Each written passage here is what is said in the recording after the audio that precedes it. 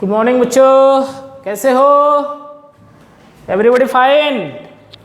Then now we start the properties of determinants. Okay, then properties of determinants में अपने पास total 7 properties है. So first property is the value of the determinant remain unchange. The value of the determinant remains unchanged if its rows and columns are interchanged. So अपन एक यहाँ पे एक determinant consider करेंगे. Suppose let delta equal to in determinant a1 b1 c1 a2 b2 c2 and a3 b3 c3. Okay, ये अपना original determinant है बच्चों. सो इस ओरिजिनल डिटर्मिनेंट में 3 रोज है, 3 कॉलम्स है और 9 एलिमेंट्स है. सो दिस इज द कौन सा डिटर्मिनेंट है? ये determinant of order 3. Okay, so using the property number first, the value of the determinant remains unchange if its rows and columns are interchange. अभी ये जो ओरिजिनल डिटर्मिनेंट है, इसमें जो रोज है, अगर मैं रोज और कॉलम्स को अगर इंटरचेंज करता हूं सो उसकी वैल्यू क्या रहेगी? सेम रहेगी. So suppose del 1 is equal to, suppose first row become first column, second row become second column and third row become third column a3 b3 c3. So इसकी जो आने वाली वैल्यू है और इसकी जो वैल्यू है, इन दोनों की वैल्यू क्या रहेगी? Same. That is delta equal to delta 1. तो ये है अपनी property number first. If rows and columns of a determinant are interchange then the value of the determinant is remains unchanged. Okay, then property number 2, if 2 rows और columns of a determinant are interchange. अगर कोई 2 रो या फिर 2 columns को अगर interchange करेंगे सो क्या होने वाला है बच्चों? देखो, then the sign of a determinant is change. अगर वो डिटर्मिनेंट पॉजिटिव है तो आने वाला जो डिटर्मिनेंट है वो निगेटिव होगा, और अगर पहला डिटर्मिनेंट निगेटिव है तो आने वाला डिटर्मिनेंट क्या होगा? पॉजिटिव. सपोज अपना जो डिटर्मिनेंट है, ओरिजिनल डिटर्मिनेंट है डेल्टा, ठीक है, और इस डेल्टा को अभी मैं चेंज करता हूं. जैसे delta 1 equal to if 2 rows और कॉलम्स. सो देखो, अभी जो पहली रो है R1 और दूसरी रो जो है R2, ठीक है, इन दोनों को मैं इंटरचेंज करता हूं. सो ये होगा A2 B2 C2 then A1 B1 C1. देखो क्या किया, R1 की जगह R2 लिखा, R2 की जगह R1 लिखा, बट तीसरी रो जो है वो सेम है, A3 B3 और C3. ठीक है, सो इसकी जो वैल्यू है मीन्स डेल्टा की वैल्यू माइनस डेल्टा 1 रहेगी. मीन्स ओरिजिनल जो डिटर्मिनेंट है उसकी जो वैल्यू है और डेल्टा 1 की वैल्यू जो है, इन दोनों वैल्यूज में डिफरेंस किसका रहेगा? माइनस का, क्योंकि ये प्लस है तो ये क्या होगा? माइनस. तो ये है अपनी property number 2. If 2 rows or columns of a determinant are interchanged then the sign of a determinant is changed. Okay, then property number 3, if any 2 rows or columns of a determinant are identical. अगर कोई 2 रो या फिर 2 columns अगर क्या है? Identical है. Identical का मतलब उनमें जो एलिमेंट्स है वो अगर सेम है, सो क्या होगा? उस डिटर्मिनेंट की जो वैल्यू है वो क्या हो जाएगी? 0. ओके, सो देखो इस प्रॉपर्टी को भी अपन प्रूफ करके देखेंगे. सो डेल्टा ये जो डिटर्मिनेंट है ये अपना ओरिजिनल डिटर्मिनेंट है. सो यहाँ पे जो R1 R2 है उसमें अपन सेम एलिमेंट लिखेंगे. So delta 1 equal to in determinant A1 B1 C1, और इसको भी मैं लिखूंगा A1 B1 C1 और R3 सेम रहेगी A3 B3 C3. सो देखो बच्चों क्या किया, R1 और R2 इन दोनों को मैंने आइडेंटिकल लिखा. देखो A1 सेम है, B1 सेम है और C1 भी सेम है. So as per the property number third, if any two rows or columns of a determinant are identical, then its value is 0. तो ये जो डिटर्मिनेंट है इसकी वैल्यू क्या होगी? 0. ठीक है, ये सबसे ज्यादा यूज होने वाली प्रॉपर्टी है बच्चों, इसको ध्यान में रखना. इफ एनी टू रोज और columns of a determinant are identical, that is their elements are same, then the value of the determinant is equal to 0. Then the property number 4, if all the elements of any row और column are multiplied by a constant k. Suppose अभी ये देखो,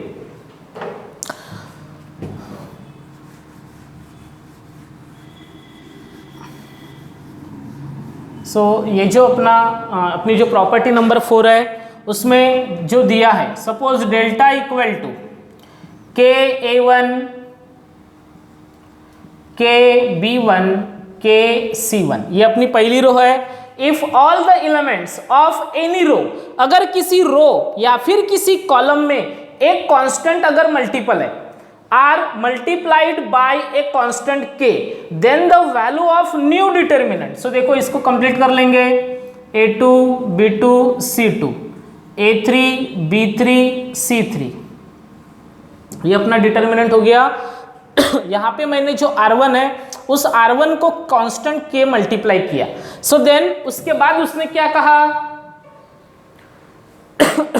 Then the value of new determinant so obtained is k times the value of original determinant. So means इसके बाद जब इसकी value मिलेगी तो इस डिटर्मिनेंट की वैल्यू कैसे रहेगी?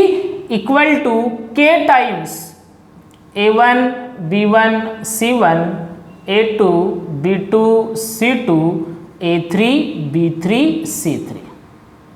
इस तरह से मीन्स अगर किसी रो या फिर किसी कॉलम में एक कांस्टेंट k जो है वो अगर मल्टीप्लाई हो रहा है, सो उस डिटर्मिनेंट की जो वैल्यू है वो कांस्टेंट k की जो वैल्यू रहेगी उस कांस्टेंट k को ये डिटर्मिनेंट की वैल्यू मल्टीप्लाई करेगी. ओके, ये है अपनी property number 4.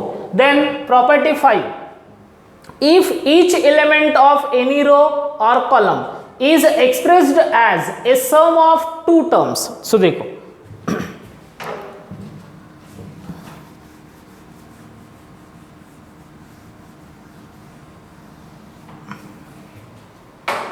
so suppose as per the property number 5,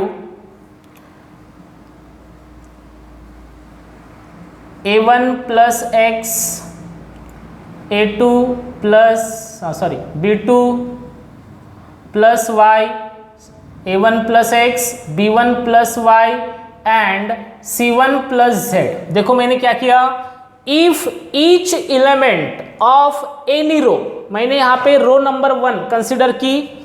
any row is expressed as a sum of किसका सम? टू टर्म्स, दो टर्म लिखी मैंने. देखो A1 plus x B1 plus Y और C1 प्लस जेड, इसको लिखा मैंने R1 में. Then the determinant can be expressed as, so इसको कंप्लीट कर लेंगे. A2 B2 C2 in second row and A3 B3 C3 in third row. ठीक है, सो इसके आगे क्या होने वाला है देखो, then the determinant can be expressed as the sum of two determinants. Means ये जो अपना डिटर्मिनेंट है इसमें खासियत क्या है देखो, ये जो R2 और R3 है ये सेम है. सेम मीन्स ये अलग है. बाकी R1 में क्या हो रहा है, R1 में दो जो टर्म्स है उनका सम है. दो टर्म है A1x B1y और C1z, दोनों का सम दिया है यहाँ पे.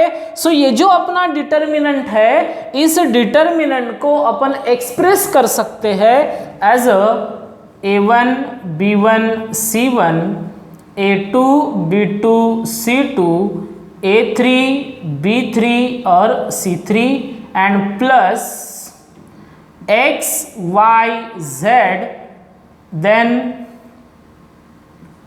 A2 B2 C2 A3 B3 C3. Means अगर किसी रो या फिर किसी कॉलम में दो टर्म्स का अगर सम है, सो उन दो टर्म्स को अपन सेपरेट लिखेंगे। देखो पहली रो ऑब्जर्व करो, दोनों डिटर्मिनेंट की पहली रो a1 b1 c1, देखो पहला एलिमेंट a1 b1 और c1, और दूसरा एलिमेंट x y z, इसको दूसरे इसमें लिखा x y z। बाकी r2 और r3 दोनों इसमें सेम है। मीन्स अगर किसी रो में या फिर किसी कॉलम में दो टर्म्स का सम है, सो उस डिटर्मिनेंट को मैं लिख सकता हूं एज अ दो डिटर्मिनेंट के सम के फॉर्म में। ठीक है, यह है अपनी property number 5। If constant, property number 6, if a constant multiple of all elements of any row or column is added to the corresponding elements of any other row, then the value of the new determinant so obtained remains unchanged। ठीक है, इसका मतलब क्या हुआ, देखो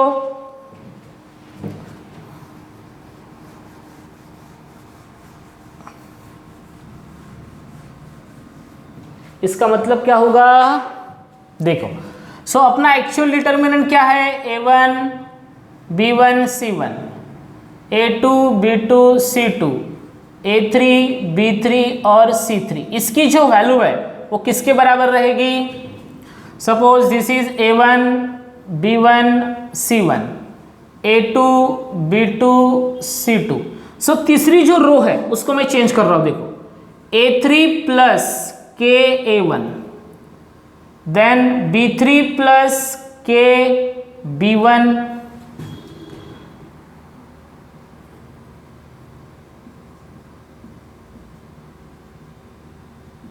and c3 plus k c3, ये दिखेगा आपको c3 plus k c1। इस तरह से देखो क्या किया मैंने, R3 को चेंज किया। कैसे चेंज किया, R3 में जो पहला एलिमेंट है A3, उसमें क्या किया, कांस्टेंट मल्टीप्लाई किया K A1 के साथ और उसका सम किया। B3 को किया प्लस K B1 के साथ, और C3 को लिखा C3 plus K C1। Means यहाँ पे ट्रांसफॉर्मेशन कौन सा हो रहा है, R3 change to R3 plus K R1, R3 plus K R1। इस ट्रांसफॉर्मेशन में ये जो डिटर्मिनेंट है इसकी वैल्यू और इसकी वैल्यू क्या रहेगी, सेम रहेगी। That is the property number 6। और प्रॉपर्टी 7 है triangle property. If each element of a determinant above और below the main diagonal is 0, then the value of the determinant is equal to product of its diagonal elements। so देखो ये जो अपनी term है a1 b2 c2, ये जो अपनी term है इसको कहा जाता है मेन डायगोनल। क्या कहा जाता है, मेन डायगोनल एलिमेंट्स। ओके, सो इस मेन डायगोनल के नीचे मींस a2 a3 b3 इनकी जगह 0 है, या फिर b1 c1 c2 की जगह 0 है। सो आने वाला जो डिटर्मिनेंट है या फिर उसकी जो वैल्यू है वो क्या रहेगी, product of its diagonal element. So देखो प्रॉपर्टी नंबर 7 क्या होगी, a1 b1 c1 0 b2 c2 0 0 c3, या फिर ये हो गया बिलो द डायगोनल, और above the diagonal a1 0 0 a2 0 sorry a2 b2 0 a3 b3 c3। सो ये हो गया बिलो द डायगोनल और ये हो गया above the diagonal. Above the diagonal का मतलब डायगोनल के ऊपर, तो इसकी जो वैल्यू है वो होगी a1 b2 c3। मीन्स ये जो अपना प्रिंसिपल डायगोनल है दैट इज मेन डायगोनल है, इनमें जो एलिमेंट है a1 b2 c3 इन तीनों का क्या होगा, multiplication. That is the product of main diagonal elements. That is the property number 7, that is we say triangle property. Okay, now उसके आगे exercise 4.2 example first, without expanding evaluate the following determinants. Okay बच्चों, without expanding का मतलब इस determinant में अपने को उसकी वैल्यू नहीं निकालनी है, प्रॉपर्टी का यूज करके प्रॉपर्टी का यूज करके, इसका मतलब प्रॉपर्टी लगाने के लिए अपने को ट्रांसफॉर्मेशन लगाना पड़ेगा। ठीक है, सो देखो इसमें क्या होने वाला है। So let delta equal to, the determinant is given 1 1 1, a b c, b plus c, c plus a and a plus b. ठीक है, अगर मैं इसको डायरेक्टली सॉल्व करूं तो इसकी वैल्यू निकालनी पड़ेगी। Consider the first element, second element and third element. Okay, so now क्या होगा, देखो अभी आप ऑब्जर्व करो कॉलम नंबर 2 और कॉलम नंबर 3 को ऑब्जर्व करो। देखो यहाँ पे ए है, यहाँ पे बी प्लस सी है, यहाँ पे बी है, यहाँ पे सी प्लस ए है, यहाँ पे सी है और यहाँ पे ए प्लस बी है। अगर मैं दोनों को ऐड करता हूं तो क्या होगा। So by using transformation C3, column number 3 change होगा। देखो C3 चेंज टू, ये जो सिंबल है इसका मतलब क्या है, change to. C3 change to C3 plus C2। C3 में जो एलिमेंट है वो ऐड होंगे किसके साथ, C2 में जो एलिमेंट है उनके साथ। सो क्या होगा, देखो पहला एलिमेंट पहले के साथ ऐड होगा, सो B प्लस सी, C3 में पहला element B plus C change to B plus C plus A, that is A plus B plus C. दूसरा element C plus A change to C plus A plus B equal to, देखो C plus A और यहाँ पे B है तो दोनों का addition होगा, इन दोनों का एडिशन किया, सो ये हो गया A plus B plus C। फिर तीसरा एलिमेंट A प्लस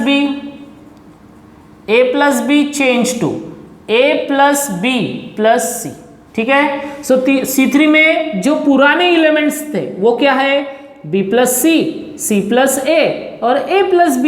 बट अभी नया एलिमेंट क्या मिला, B प्लस C की जगह A plus B plus C, C plus A की जगह A plus B plus C और A प्लस B की जगह A plus B plus C।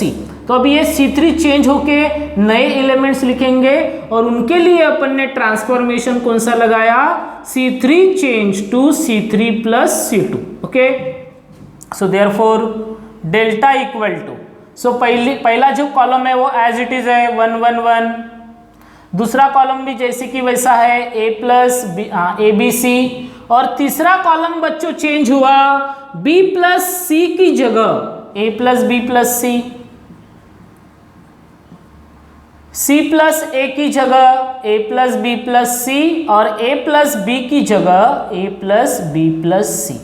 ठीक है, सो इस तरह से मैंने कॉलम नंबर 3 को चेंज किया बाय यूजिंग कॉलम ट्रांसफॉर्मेशन। और कॉलम ट्रांसफॉर्मेशन कौन सा लगाया, C3 change to C3 plus C2। Means C3 में जो एलिमेंट्स है वो ऐड हुए, किसके साथ ऐड हुए, corresponding elements in C2।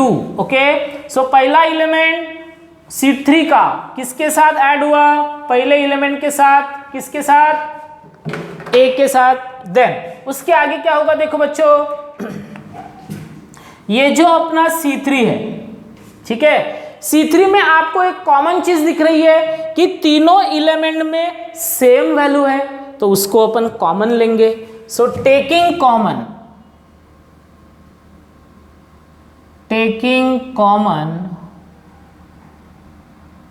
A plus B plus C from C3। ठीक है, C3 से मैं कॉमन लूंगा A plus B plus C को। सो डेल्टा क्या होगा, delta equal to 1 1 1 A B C 1 1 1। ठीक है, सो आप थोड़ा सा सोचो, ये जो अपना डिटर्मिनेंट है इसमें दो कॉलम सेम दिख रही है आपको, देखो अच्छे से देखो, C1 और C2 दोनों में सेम एलिमेंट्स है, और अगर सेम एलिमेंट्स है तो प्रॉपर्टी कौन सी है, सोचो, here C1 and C2 are identical. Okay, और आइडेंटिकल के लिए प्रॉपर्टी कौन सी है? By property third. और अरे यहां से मैंने कॉमन निकाला था, हाँ एक मिनट, थोड़ा सा चेंज कर देता हूं।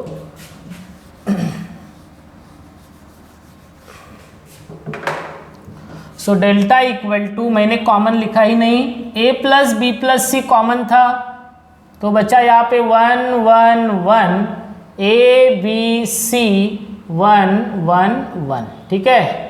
सो हियर C1 एंड C3 इन दोनों में सेम एलिमेंट्स है, so here C1 and C3 are identical. और अगर आइडेंटिकल है, कोई दो रो या फिर दो कॉलम्स अगर आइडेंटिकल है, तो प्रॉपर्टी कौन सी है? Property number third. So by property third क्या होगा बच्चों? उनका जो डिटर्मिनेंट है, दैट इज उसकी जो वैल्यू है वो क्या होगी? जीरो। और zero multiply by any value is always zero. So पहला जो प्रॉब्लम है उसकी वैल्यू क्या मिली? जीरो। कैसे मिली? Bye using transformation. फिर C3 से अपन ने कॉमन निकाला a प्लस बी प्लस सी, और a प्लस बी प्लस सी को कॉमन निकालने के बाद में यहाँ पे C1 और C3 उनमें जो एलिमेंट्स है वो सेम है, और सेम है तो प्रॉपर्टी कौन सी है? Property number third. और प्रॉपर्टी नंबर थर्ड का आंसर क्या है? उसकी वैल्यू क्या होती है? जीरो। तो zero into a b c that is zero. Then next problem, example 2, let delta equal to, in first column 2 5 6x 3 6 9x and 4 8 12x, ठीक है। सो देखो यहां पे क्या होगा? 6 9 12, यहां पे आपको 3 कॉमन दिख रहा है, ठीक है। सो देखो R3 रो नंबर थर्ड उसमें कॉमन दिख रहा है, उसको कॉमन लेंगे। So taking common 3x from R3, row number third से 3x को कॉमन लेंगे तो delta equal to 3x common गया तो बचेगा क्या? पहली रो सेम 2 3 4, दूसरी रो सेम 5 6 8, बट जो थर्ड रो है वहां से अपन ने 3x को कॉमन निकाला तो बचा 3 into 2 6x, 3 into 3 9x, 3 into 4 12x। सो देखो R1 और R3 सेम है, R1 और R3 सेम है, so therefore R1 and R3 are identical, so by property number third delta equal to 3x common है बच्चों, और इनटू इस डिटर्मिनेंट की वैल्यू क्या होगी? जीरो, और 3x into zero that is zero, ठीक है। सो ये हो गया सेकंड क्वेश्चन, और उसके आगे है third question.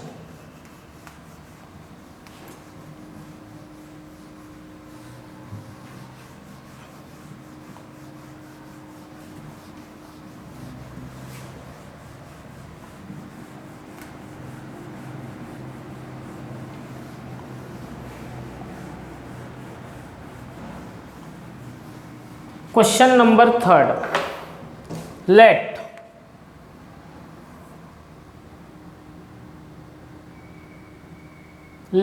Delta equal to 2 3 5 2 3 5 7 8 9 65 75 और 86, 65 75 86। सो देखो 65 और यहाँ पे 7 है, यहाँ पे 2 है, 2 का डिफरेंस बनना चाहिए। हाँ, तो 9 को अगर मल्टीप्लाई करता हूँ मैं, ठीक है, सो ये है अपना कॉलम नंबर 3 C2 C3। सो देखो यहाँ पे ट्रांसफॉर्मेशन अपन यूज करेंगे, C3 change to C3 minus 9 C2। तो C3 में पहला element 65 change to 65 minus 9 into C2 में पहला एलिमेंट 7, कितना होगा 65 माइनस 9 इंटू 7 63, क्या बचा 2। उसके बाद दूसरा एलिमेंट है 75 change to 75 minus 9 into 8, second element 8 है, सो क्या होगा 75 माइनस 9 इंटू 8 72, क्या बचा 3। Then 86 change to 86 minus 9 into 9, that is 86 minus 9 into 9 81, that is 5। So देखो बच्चों C3 में पुराने एलिमेंट्स थे 65 75 86, then we use the transformation C3 change to C3 minus 9 C2, तो नए एलिमेंट्स क्या मिले 2 3 5। सो अपना डेल्टा हो जाएगा 2 3 5, देन 7 8 9 2 3 5। सो देखो यहाँ पे 2 कॉलम सेम है C1 और C3, so therefore C1 and C3 are identical, so therefore by property third से इसका आंसर क्या होगा 0। सो प्रॉपर्टीज का यूज अगर अपन करते हैं तो क्या होता है कि उसमें वैल्यू निकालने की जरूरत नहीं है, आप कोई भी प्रॉपर्टी यूज करो, बट प्रॉपर्टी यूज करने के लिए आपको सबसे पहले क्या समझना पड़ेगा कि वो जो आपका प्रॉब्लम है उसमें मैं कौन सी प्रॉपर्टी यूज कर सकता हूँ, ठीक है। ये आपको चीज अगर समझ में आई और ट्रांसफॉर्मेशन कौन सा करना है ये अगर समझ में आया, सो आप कोई भी प्रॉब्लम प्रॉपर्टी से सॉल्व कर सकते हैं। ओके बच्चों, सो आज के लिए बस इतना ही, कल मिलेंगे। Okay, so have a nice day.